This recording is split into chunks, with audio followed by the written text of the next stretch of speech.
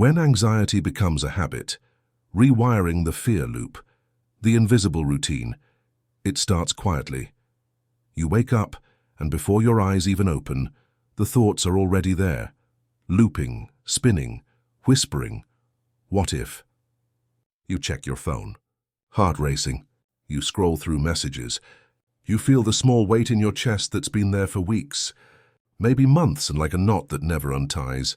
You get up, shower, go to work, talk to people, smile, but underneath, there's that hum, that invisible current of worry running through everything you do. And the hardest part, you can't remember when it began. That's what anxiety does. It doesn't crash into your life all at once. It drips in drop by drop, until it becomes the background music of your days. You stop noticing it's there, but your brain never does. The brain on repeat most. People think anxiety is purely emotional, that it's just feeling nervous. But anxiety is at its core a learned pattern of brain activity. Each time your brain perceives danger, real or imagined, it activates the amygdala, your internal alarm system. The amygdala releases stress hormones like cortisol and adrenaline, preparing you to fight, flee, or freeze. That's a useful response in a real crisis.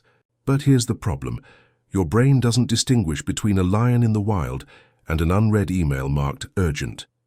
Every small stressor can light the same neural fire, and with repetition, those fear circuits become stronger, faster, and more automatic. Your brain learns anxiety the same way it learns piano, driving, or language, through neuroplasticity. The more often you worry, the easier it becomes to worry again.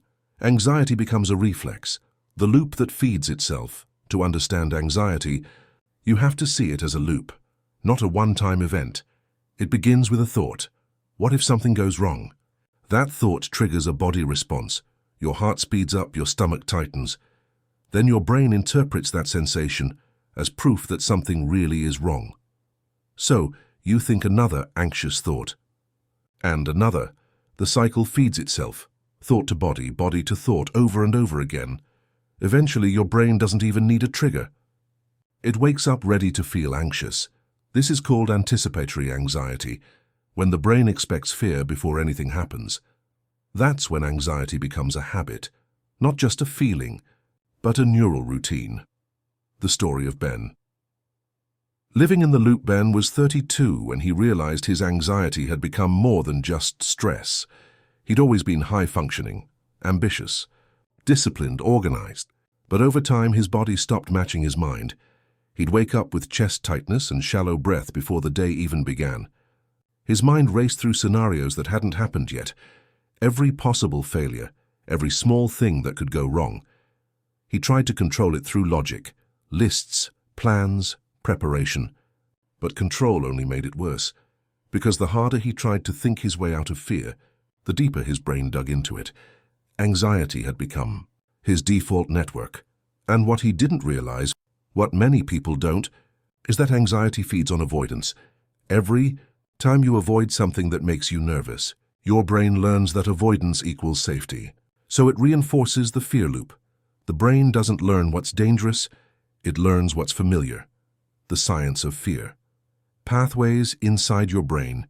Anxiety lives in the wiring between three main systems: the amygdala, the alarm bell; the hippocampus, the memory keeper that records what feels unsafe; the prefrontal cortex, the rational thinker that tries to calm everything down.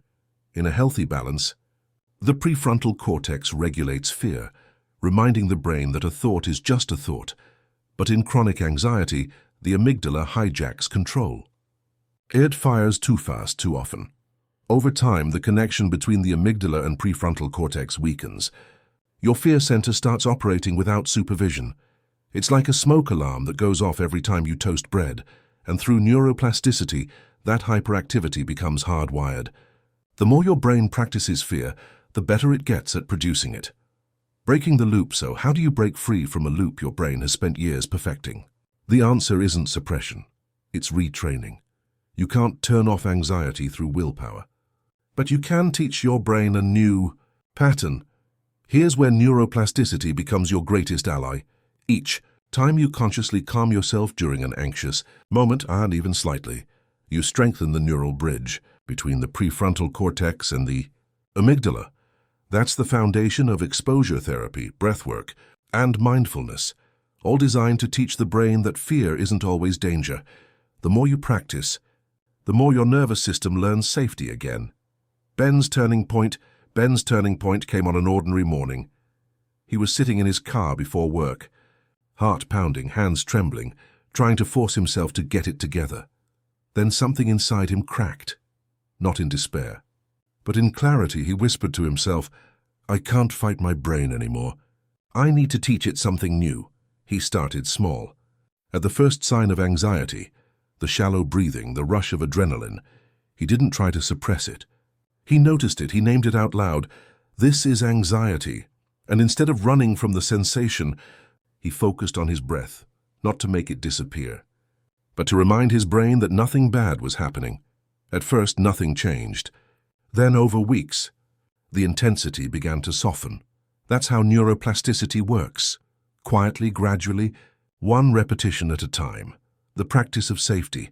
Ben built a routine that wasn't about productivity. It was about retraining trust in his own body. Each morning he practiced 5 minutes of deep breathing, slow rhythmic inhales to tell his nervous system, "We're safe."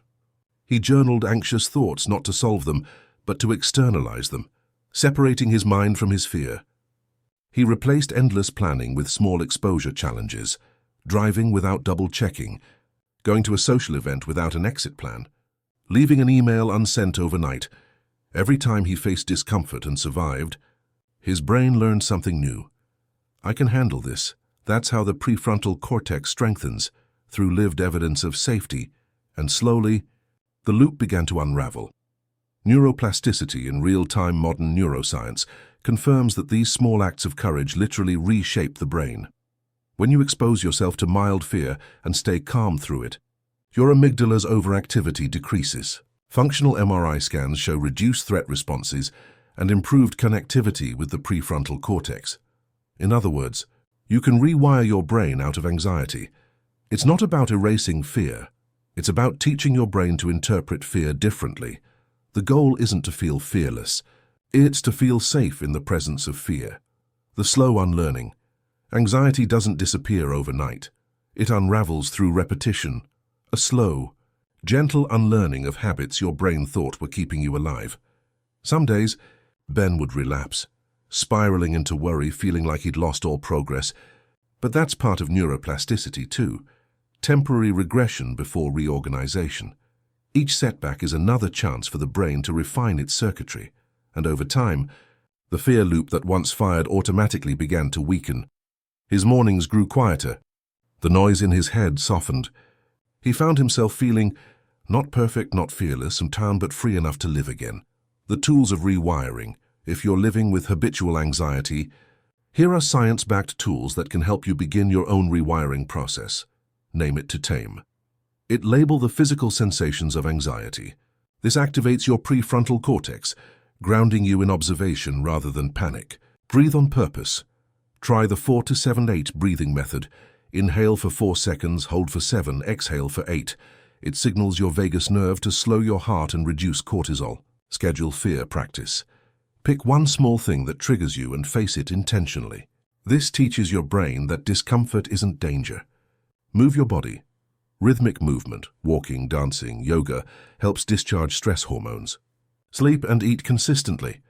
Anxiety thrives on unpredictability. Routine signals stability to your nervous system. Reframe setbacks. Each anxious episode isn't failure, it's another rep in rewiring. The key is consistency, not intensity, because every calm response you repeat builds a new neural path, one of trust instead of tension. The brain's beautiful bias. The human brain has what neuroscientists call a negativity bias. It pays more attention to threats than to calm. But neuroplasticity means that with practice, you can override that bias. When you focus intentionally on safety, gratitude, or presence, your brain begins to store those experiences as new defaults. That's why healing often feels awkward at first, because you're literally building new networks from scratch. But once formed, those networks become your new baseline. Calm stops feeling like effort. It becomes who you are. The day Ben felt still, it wasn't a big moment. No epiphany, no dramatic scene. Just a quiet afternoon, sunlight spilling through his window. And Ben realized he hadn't felt the hum in his chest all day. No tension. No tightness. Just stillness. He sat there for a while, smiling. Breathing deeply. His anxiety hadn't disappeared, it had transformed. He still got nervous before presentations. Still overthought sometimes, but it no longer controlled him. Because now, his brain had learned a new truth. Fear can exist without taking over. That's freedom.